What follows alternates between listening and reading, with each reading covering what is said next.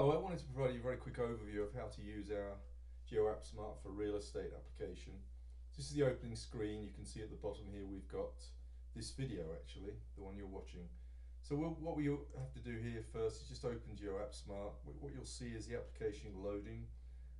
You'll notice that the main body of the application itself is a map, and you're seeing parcels loading. This is a big data set, so it loads a little bit slowly, but that data is coming in.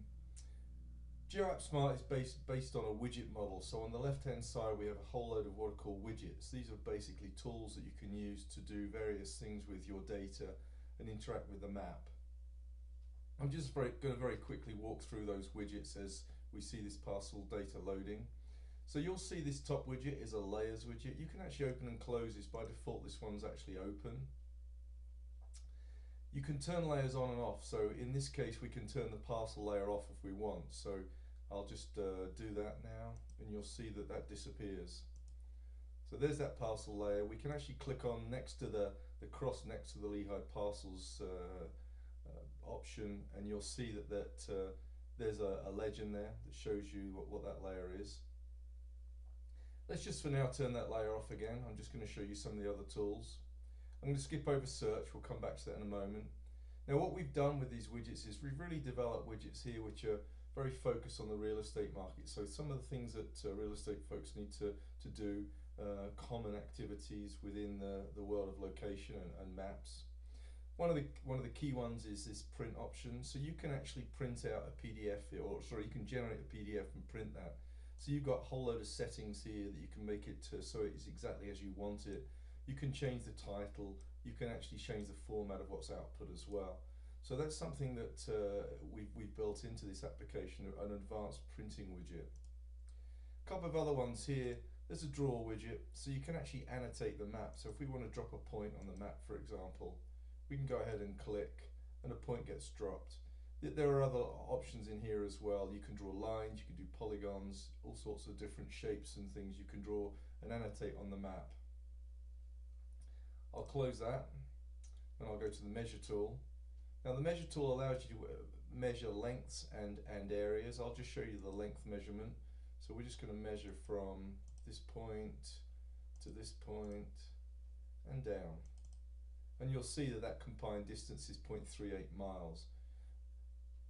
Again, that's areas can also be calculated here as well.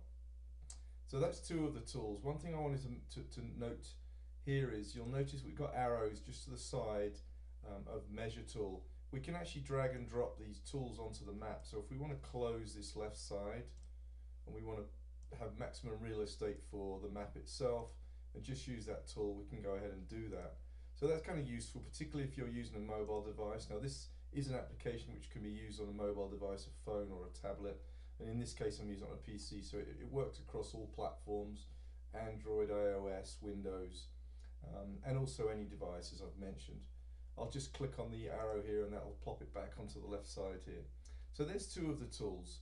Third one is this Google Street View. So we've combined Google with Esri in this case, and you can actually click on this activate with map click button and click on the map, and you'll drop an arrow and you can actually move that picture in a 360-degree way, and you'll see that the arrow itself on the map is actually showing the direction you're looking in the picture. So that's rather a clever application.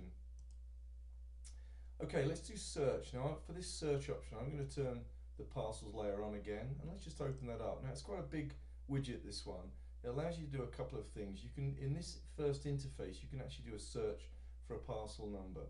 So let's just click on one of the parcels and let's just get an ID. So I'm going to get this ID here of this particular parcel.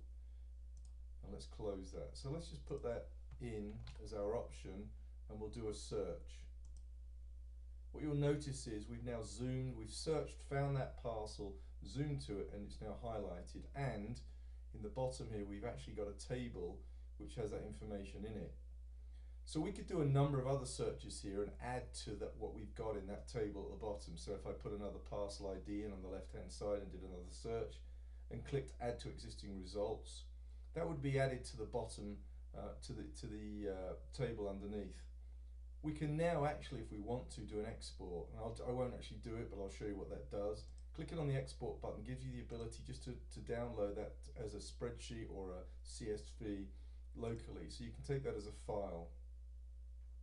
So that's one of the search options. Let's go ahead and just show you the other option that you can do, and I'm going to actually zoom back slightly here. So you can actually do it by shape as well. So in this case, if we wanted to select a number of parcels, we select by feature and we select the left-hand side, the polygon.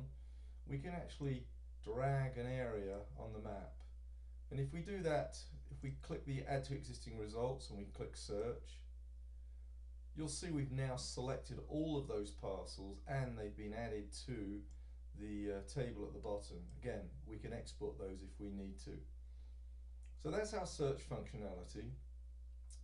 There are a number of other things in here. You can buffer things and do a number of other more advanced pieces, but that's the core functionality of the search widget. Again, we'll just close that. I'm going to go ahead and close the Lehigh parcels layer as well. And let's just zoom back. We've kept those, since they're still in the table, we've kept those highlighted. The last piece I'm going to show you is this drag and drop option. So in a lot of cases in real estate, you've got local data, so you've got a CSV. Maybe you've generated it in this particular tool, for example. What we can do here is we can actually drag and drop those CSVs or choose them with this add option, with this choose file option here, which is really good on a Windows or an iOS device. We can go ahead and actually add that data to the map. So I'm going to go ahead and just drag a CSV onto the map itself. Now you'll notice there's a drop down here. You can color those points that are added to the map as well. So let's just drag and drop that in. Actually, let me just get one. I've got two here. Drag and drop that in. Now we've zoomed to a different area.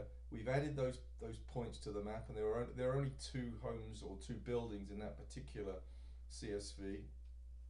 We've also numbered them as well. That's actually a field in there called num, which means we number each of those particular buildings. Let's go ahead and just drag and drop one other building in there. In fact, let me just use the file chooser. So I'm going to make this next group green. You will choose file. We've got one called buildings 2.